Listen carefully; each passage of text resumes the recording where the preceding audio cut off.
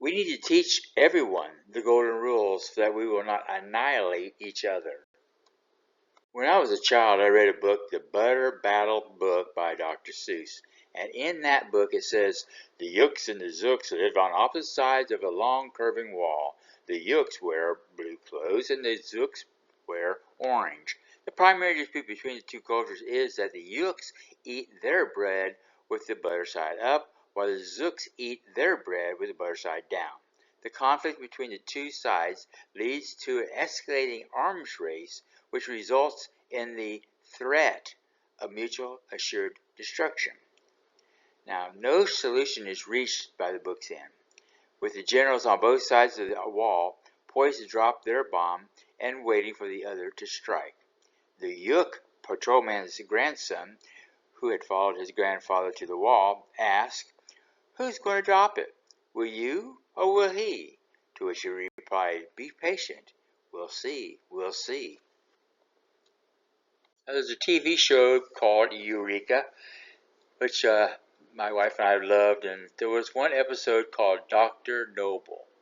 And Fargo is kind of the head guy, but he kind of messes up sometimes. And so after Fargo triggers a device from the Cold War era, the race is on to shut it off before it starts a world war. But the only solution may lie in the depths of a demented scientist's mind.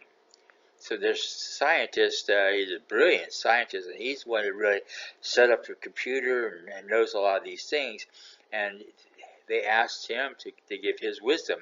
And he gets up there and says, "The wheels on the bus go round and round, round and round, round and round. The wheels on the bus go round and round all day long." And they said, "Oh man." And what it ends up doing, he's saying it just goes round and round. We don't accomplish anything. We just keep chasing around and around, and pretty soon we'll end up in mutual destruction where nobody wins. We don't learn anything. So there's another one that talks about mutual destruction. Only this time it's a TV show. One of my favorite movies of all time is called War Games. A young computer whiz kid accidentally connects into a top-secret supercomputer which has complete control over the U.S. nuclear arsenal. It challenges him to a game between America and Russia, and he innocently starts the countdown to World War III. Can he convince the computer that he wanted to play a game and not the real thing? The computer stages a massive Soviet first strike with hundreds of missiles and submarines and bombers. Now Joshua, which is the computer's name, obtains the missile code before launching. It cycles through all the nuclear war scenarios it has devised, finding that two all result in stalemates. The computer concludes that nuclear warfare is a strange game. Having discovered the concept of mutually assured destruction, win or none, therefore, the only winning move is not to play.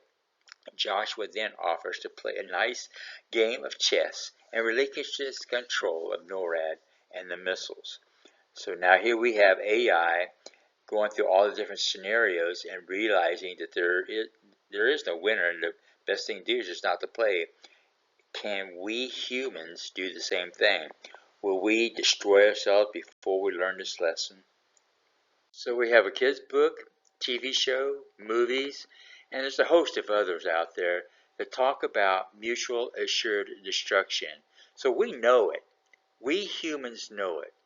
But we're still, I'm afraid we're going to end up doing it. And even though we know it. So how brilliant are we? We're supposedly the most intelligent species on Earth, and yet we have the ability to annihilate ourselves. So what is the key? Well, the key is the golden rule. Do unto others as you would have them do unto you, and or love your neighbor as yourself. So why am I telling you this?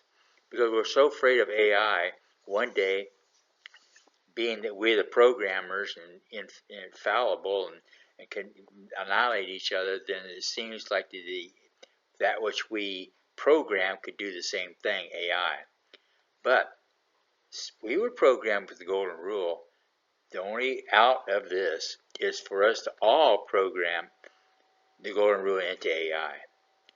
But there'll always be one person or two people that won't. And so we'll end up destroying ourselves, and the machines will end up destroying themselves. It's just it's sad. It's sad to think about what we could accomplish if we all worked together instead of against each other. All about money and power. It's just sad.